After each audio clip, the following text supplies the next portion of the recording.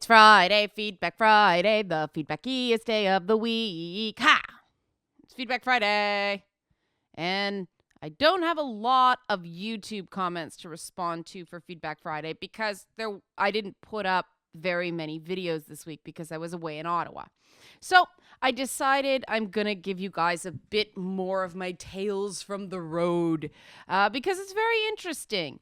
One of the things I wanted to do at the Ottawa International Game Conference was just see if I could shake hands, say hello to Kate Edwards, the executive director of the IGDA, because Kate was a keynote speaker there.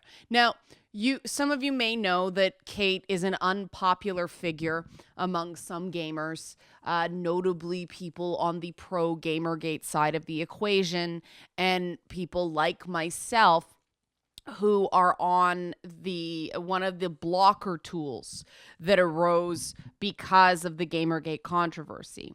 And that was part of the reason that I wanted to have a conversation, in Meet Space with Kate, because, I really respect the work the IGDA does. No organization is perfect. There are going to be things any org does that I don't agree with.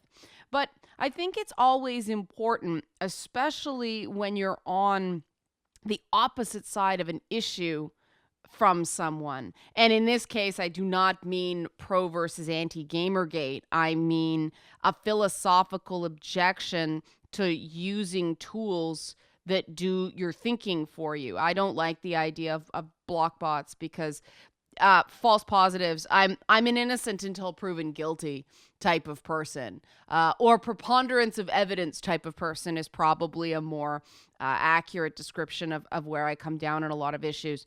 If something, I don't need, intangible, tangible, perfect evidence to think someone is probably doing something shifty, however, sort of thing.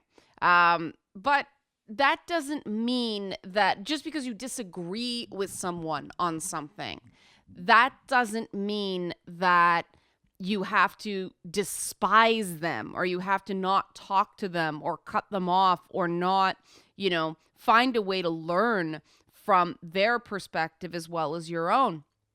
And so that kind of got me thinking, now how did it go? It went very, very well. She's a very intelligent, very pro-business, very pro-artistic freedom, and she's very passionate about games. She loves video games, and she wants to see them do well. So as far as I'm concerned with those conditions, I have no quarrel with her as a person. She chooses to express those, sentiments or sympathies differently than I do, but on the issues that are important to me, for the most part, we have enough consensus that I think, this is somebody who I'm glad I went to see speak. I'm glad I saw their perspective.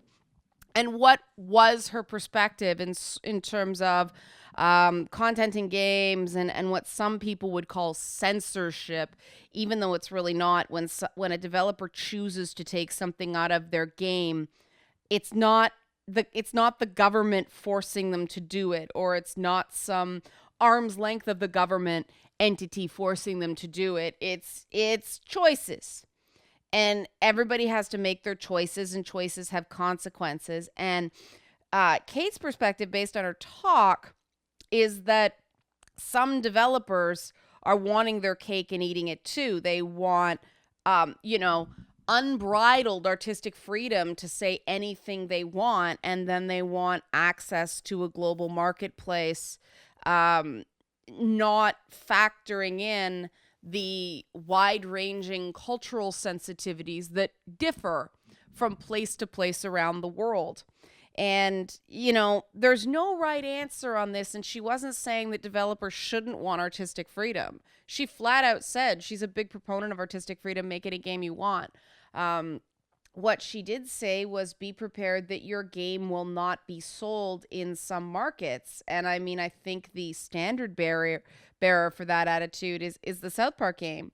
And I completely support the South Park developers not toning down their game to get into certain more sensitive marketplaces because of the unique brand that is South Park.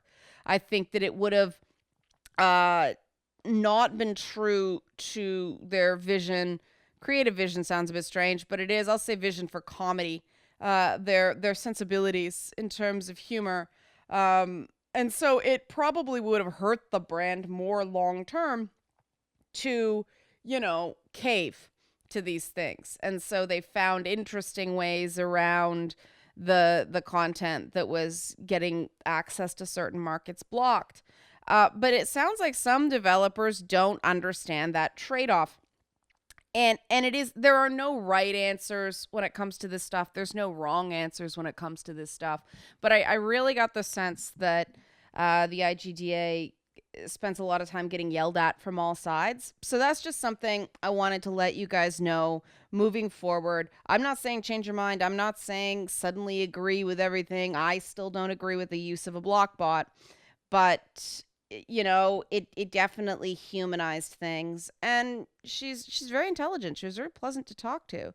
And of course, then I come back and go on Twitter, and trolls are back, and these, because whenever you get any sort of attention and you've got a group of, you know what, I don't even know if this is trolling by this point, but it's a bunch of words that have been ruined, so you can't say what it is. And I think that's why people overuse the word troll, because it's a safe word, because you start saying harasser or harassment, and then we get into a bunch of really ugly terrain, don't we? But this is a group that has decided I need to be taken down, and they're not getting bored. It's toned down to a dull roar, but every so often they take out another Twitter account once their old one gets shut down, and start shit again. They decided to call me fat because of one photo on the CBC website that wasn't necessarily the most flattering. Now, fortunately, people didn't take the bait this time for the most part. A couple people I had to ask to stop engaging with them, because that's what they want. They want the attention. They want to drive clicks to a website that realized it can get traffic based on making up nonsense about me. And it is. The stuff they have said about me is nonsense. Whether somebody is fat is subjective. Whether, I was a former stripper, it's just not true. I wasn't. But, it's the systems from the companies that control the internet that allow people like this to do what they do. And so for people listening and for people who care about this, the best thing you can do when you see somebody going after me or anybody in a similar vein, if you want to talk about it privately, fine, but do not engage with these people. They are out for attention. They are opportunists trying to get a name for themselves. They're trying to become this big thing that everybody's afraid of on the internet because they want attention. And so just don't give it to them. Other situations, this is why I talk issues and not people, right? This is why I'm like, okay, let's talk about this topic. I don't like addressing individuals, unless of course it's positive, because there's benefits to acknowledging the humanity of another person, like I did with Kate Edwards earlier in this piece. But I prefer to stick to issues. What do we think about this topic? And referencing points of view and calling out people, I think, are very, very different things. And a lot of people don't necessarily see the fine line there. And I think it's a very important line, because I can disagree with someone on something and not think they're an idiot. And this is the last thing I kind of want to talk about, because people got very stirred up about the it's one of these cascade effects. Very stirred up about my response to the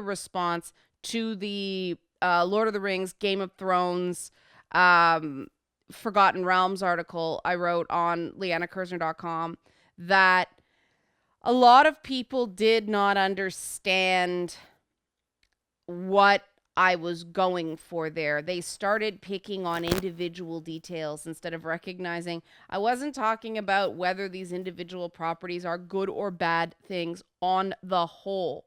And I was not trying to say that books are better than TV shows, are better than movies, are better than games or whatever.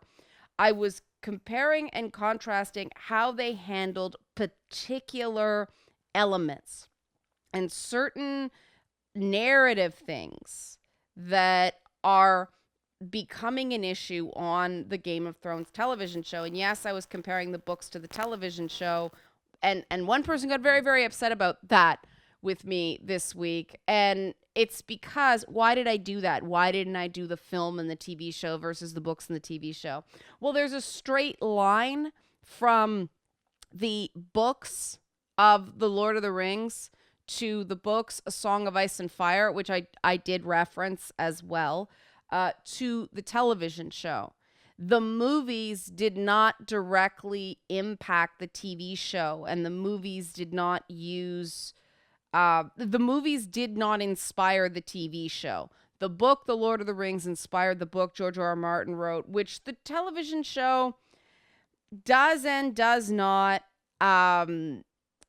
adhere to, depending on the circumstance. Now, the problem is that because the television show has now outpaced the books, now in terms of plot, the TV show is the most, we have the most story from the TV show, and now it's diverged to the point that the TV show and the books are different entities. Now, the thing is, I was addressing the fact that the general consensus is that the TV show is, the quality on the show is starting to slip because it's all kind of flying apart. And that's what I was addressing, just that loss of narrative cohesion that other people were talking about, and trying to add some nuance to that. Now, nuance will always get you into trouble on the internet, but and I'm going to say this one more time to hopefully be clear so everybody can hopefully calm down and get back to sort of discussing things instead of this kerfuffle. Because some people were writing me preemptively thinking I was going to get mad at them for disagreeing with me. No, I'm not going to get mad for someone having a different opinion. What I don't like, what I don't find either intellectual or helpful, I don't find it promotes dialogue, is when people get in this stereotypical fanboy rut of, you spelled the name wrong. Have you even watched this show? Have you even read this book? You're not a gamer. You're not a fan. That kind of stuff I do not respond to. That kind of stuff does piss me off. And I did approve a comment of that sort because I thought, despite that thing I didn't like, there were other things I thought were valid points. But in retrospect, I think that was a mistake. I think I probably should have not posted that comment. If anybody else does that, I will not let it through because it's unhelpful. Because I think that there is a difference between disagreeing with someone on a point and thinking a person overall is an idiot. And too often people conflate those two things. You disagree with someone on one thing and therefore they're evil. This is not thinking that grown-ups engage in. This is very adolescent approaches to issues, and it will not solve the things that, especially in the gaming industry, we have to confront together. And so I'm not going to be a part of perpetuating it. And I think I did perpetuate it by letting that comment through, because I was trying to err on the side of caution. I was trying to be open to criticism. I was trying to be thick-skinned. And so I probably let something through that I shouldn't. And so I'm saying this now. So if somebody gets their comment flag later, it's like, yes, I did let that comment through. You're right. I'm not being consistent because I'm learning from my mistakes. And I really do believe that everybody has a responsibility to do that, or everything is going to continue to be loud and nuts and unproductive. And there was a very funny moment when I was in Ottawa where we were coming back from the deli late at night. And I most of you guys don't know what the Byward Market area of Ottawa is like. It's a combination of fancy coffee shops, boutique stores, Starbucked pubs. Anybody that saw, at World's End, I think that's the name of the movie, that Simon Pegg bar hopping alien sci-fi weird awesome movie. Starbucking is bars that used to be a little bit grimy, and we liked it that way, to sort of more, everything has the same menu, but they're clean. But then on top of these fancy coffee shops, boutique stores, and Starbucks pubs are more homeless people than I have seen concentrated in one area outside of East LA and the central core of the city of Miami. And it is a bit bizarre because it's not just that they're there. There are some people standing on street corners, bellowing at the top of their lungs, swearing, like just walking down the street, cursing, and they seem off-putting. It's a little unnerving when you first see it because it is so loud. They're not just sitting, in a doorway begging for change. They're actually yelling. And I like to walk places. I don't like to take cabs or things like that if I can help it. I prefer to walk. And so we asked the waiter when we were getting our check at the little restaurant, is it safe to walk back to our hotel? And the guy said, yeah, it's safe. It's annoying, but it's safe. And as I was walking back, watching all the homeless people scream and shuffle around like zombies, I thought, isn't this a beautiful metaphor for the internet? This idea of, yeah, it's safe. It's annoying, but it's safe. And that's the reality of most of these altercations that people get into in online. It is not an existential threat. For some reason, I cannot understand. I think it's because people have attempted to get people fired because of opinions they express online. That is a serious issue, but that is a failing, in my opinion, of the company. Anybody that would fire someone for comments that were said online when you're not, in public relations or politics, I think that's exceptionally silly. If your opinion is not, if the opinion you expressed is not relevant to your job, then you should not lose your job for that opinion. But that, I believe, is the failure of the employer, not the idiots who exploited that, failure in that company.